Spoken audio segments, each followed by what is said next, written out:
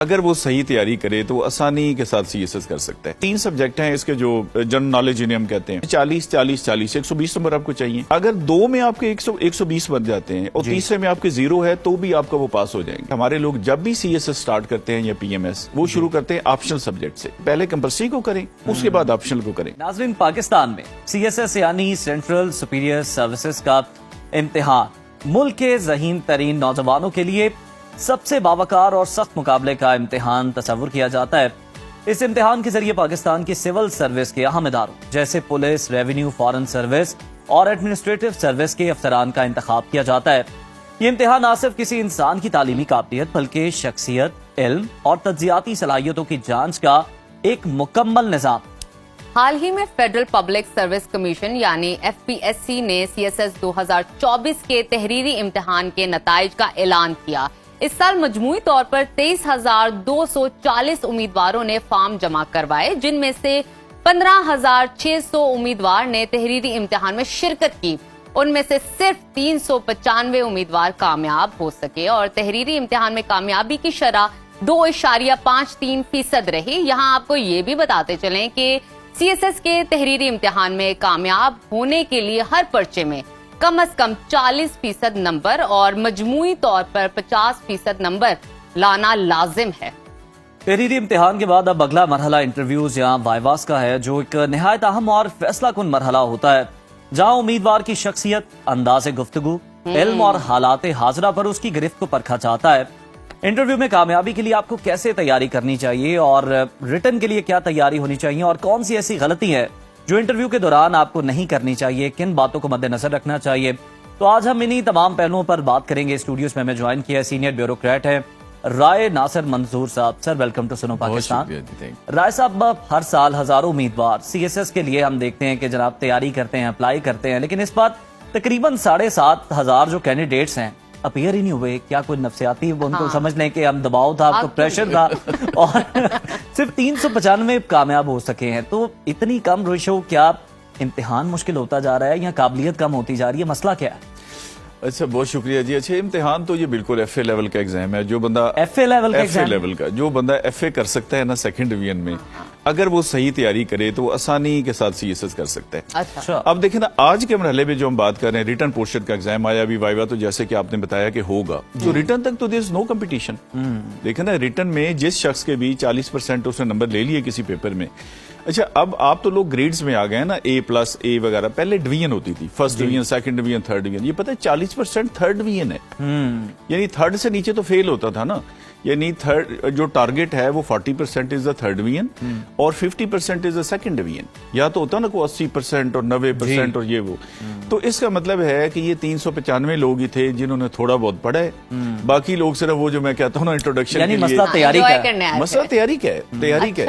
اچھا، اس یہ بڑا اچھا نقطہ انٹروڈکشن، فیملی ایونٹس میں جی میں تیاری کر ہاں جی، میں کیا کریں جی، سی ایس ایس کر رہا ہوں، 8-10 سال تو گزر جاتے ہیں۔ اچھا، ایشو یہ ہے کہ یہ دیکھیں نا، یہاں تک تو کوئی مقابلہ ہوا ہی نہیں 395 کی حد تک۔ اب دیکھیں نا، جو بندہ 40% نمبر نہیں لا رہا اور اوورآل 50% نہیں لا رہا، اچھا اس کا آپ دیکھیں 3 سبجیکٹ ہیں اس کے جو جنرل نالج جنہیں ہم کہتے ہیں، اچھا اس میں 40 40 40 120 نمبر آپ کو چاہیے۔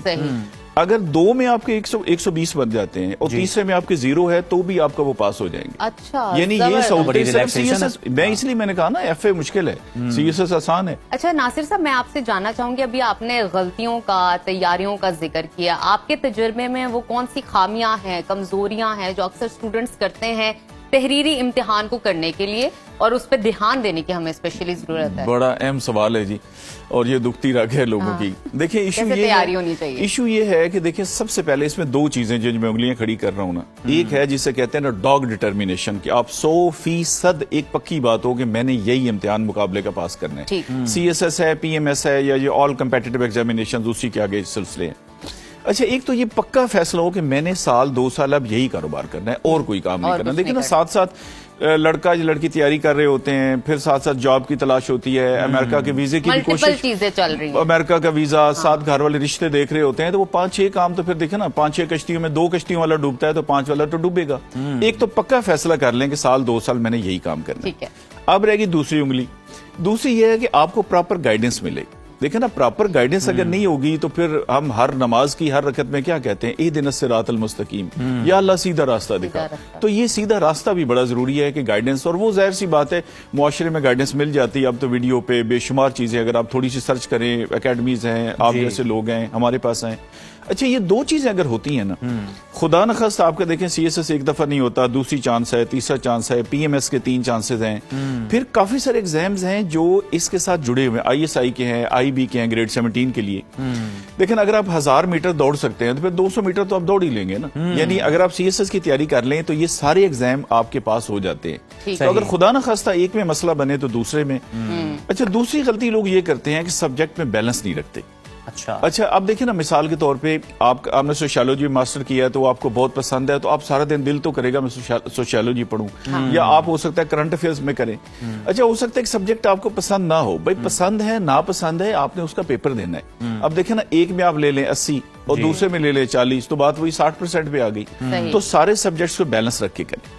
एक और बड़ा इंपॉर्टेंट नुकता यह है कि हमारे लोग जब भी CSS स्टार्ट करते हैं या PMS, वो शुरू करते हैं ऑप्शनल सब्जेक्ट से। अच्छा, ऑप्शनल तो वो ना जो आपने मर्जी से लिए, जो आपकी बैकग्राउंड है, जो आपको पसंद है।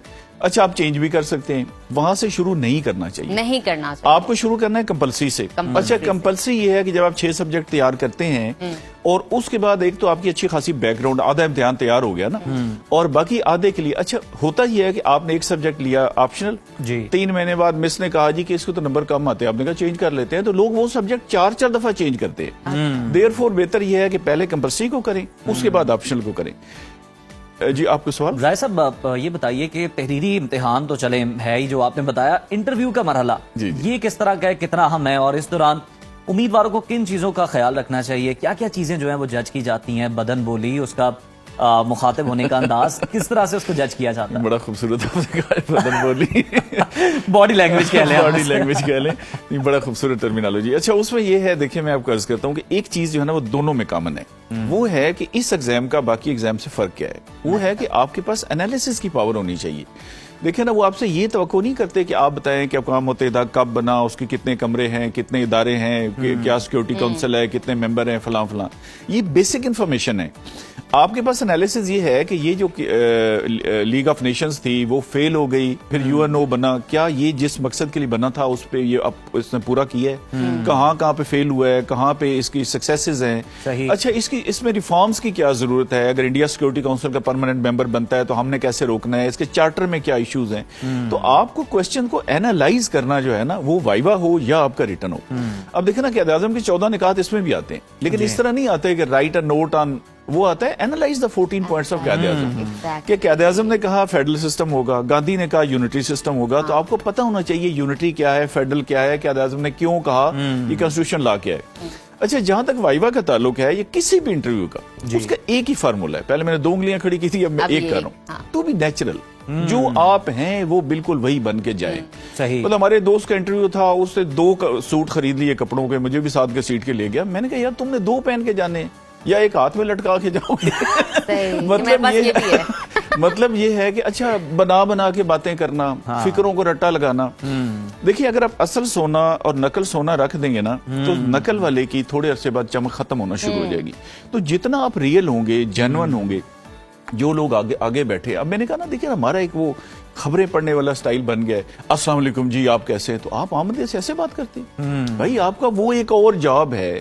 फॉर एग्जाम्पल, एक को गाने वाला है तो वो क्या, वो गा के इंटरव्यू देगा? हर चीज में गाना तो नहीं। जी बिल्कुल, आप बिल्कुल एक नेचुरल रहें, एक मुद्दे। वो मैं एक इंटरव्यू जरूर बताता हूँ लोगों को कि एक दफा मैं इंटरव्यू कर रहा था, ग्रेड 18 की जॉब थी। अच्छा। इंटरव्यू ले रहे थे, तो एक भाई साहब आ गए, उन्होंने खैर दरवाजा खोला। अब जैसे आप 2 बैठे, आगे टेबल है, इधर चेयर पड़ी है, तो उससे चेयर ऐसे ना जरा करके पीछे घसीटी। अच्छा। और फिर ऐसे उसने, पता नहीं कैमरा मैन दिखा सकता है नहीं, ऐसे पाँव पे पाँव रखा। तो इंटरव्यू तो मुकम्मल हो गया ना उसका, बाय दैट टाइम। तो मैंने कहा चलें आया, 2 बातें कर लेते हैं। मैंने कहा जी आपकी क्वालिफिकेशन, आपके भाई ने MBA किया हुआ है। आपके भाई ने? वाह वाह, इतनी बेतकल्लफ़ी। हाँ, बेतकल्लफ़ी।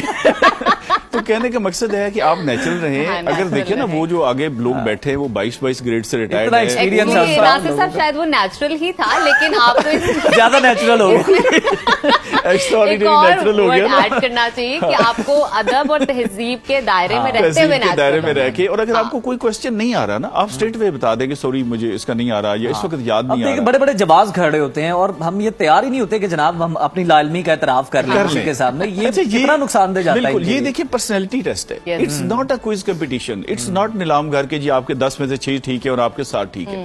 It's overall personality test. اچھا پرسنالٹی میں کیا ہوتا ہے کہ بعض کو چیزیں آپ کو نہیں آتی. اچھا ہو سکتا ہے وہ آپ کو جان کے اریٹیٹ کریں. ایک ایسا سوال کر دیں, اب آپ کی بیک گراؤنڈ انہیں پتا ہے انگلش میں ہے, وہ کیمسٹری کا ہوگا جی میں نے تو پڑھی نہیں جی یہ کیا طریقہ کار بھی آپ کہتے ہیں سوری مجھے نہیں آتا. یہ ان کو بھی پتا ہے کہ آپ نے نہیں پڑھی. اچھا ہو سکتا ہے اچھا کوئی بڑی مشکل سچویشن, آپ کا ٹیمپرامنٹ جج کر رہے ہیں. Temperament exactly. تو یہ ساری چیزیں سینئر کا جونیئر کا آپ نے ایک تحصیل کو ہیڈ کرنا ہے تو آپ میں ایک کیپیسٹی ہے کہ نہیں ہے کہ آپ کسی ایشو کو ہینڈل کیسے کرتے ہیں. ایشو پرابلم نہیں ہے, پرابلم یہ ہے کہ آپ اس کو ہینڈل کیسے کرتے ہیں. ہینڈل کیسے بالکل ٹھیک. ناصر صاحب آپ کی موجودگی کا فائدہ اٹھائیں گے اور مجھے یہ بتائیے کہ جیسے کہ آپ جانتے ہیں کہ لاسٹ فیو ایئرز میں بہت سارے ہماری یوتھ پاکستان سے باہر جا چکی ہے فار دا بزنس اور سیٹلمنٹ یا ویسے ہی ان کا آئیڈیا تھا باہر جانے کے لیے. ابھی جو ہمارے پاس یوتھ ہے اس کا آئیڈیا تو ہے, انٹرسٹ بھی ہے CSS کی طرف, لیکن آپ اس یوتھ کو کیا مشورہ دینا چاہیں گے, کیا ریکمنڈیشنز دیں گے؟ تیاری کے حوالے سے تو آپ نے بات کر لی لیکن موٹیویشن کا فیکٹر بہت ضروری ہے. دیکھیں میں بڑے عرصے سے ایک بات کرتا ہوں کہ یہ جو برین ڈرین والی ہماری بات ہے نا یہ بات بالکل غلط ہے. یہ ایسے ہی دیکھا نا وہ رٹو طوطوں کا ملک ہے. مطلب دیکھیں نا کبھی ہماری جرابیں چھوٹی ہو جاتی ہیں کبھی بڑی ہو جاتی ہیں. آپ اندازہ کریں بھائی ایک دفعہ طے کر لیں آپ کو کون سی اچھی لگتی ہے, آپ کو ہیئر اسٹائل کون سا, وہ نہیں بتا رہا ہوتا ہے سر آپ کپڑے اور لینے جاتی ہیں وہ اور دے کے بھیج دیتا ہے. تو یہ وہ رٹو طوطوں والا کام ہے جو ہم نے پکڑا ہوا ہے کہ برین ڈرین کا مطلب ہے کہ آپ کا دماغ نالی میں بہ کے ضائع ہو گیا. اچھا یہ جتنے لوگ ہیں قائد اعظم نے کہاں سے پڑھا, لئیے سے پڑھا تھا. He was born at law, barrister London سے پڑھا. علامہ اقبال نے جرمنی لندن سے پڑھا. لیاقت علی خان نے لندن سے پڑھا. ڈاکٹر عبدالقدیر خان نے یورپ سے آ کے بم بنایا. کوئی بندہ بتا دیں جس نے صرف یہاں سے پڑھ کے کمال حاصل کر لیا.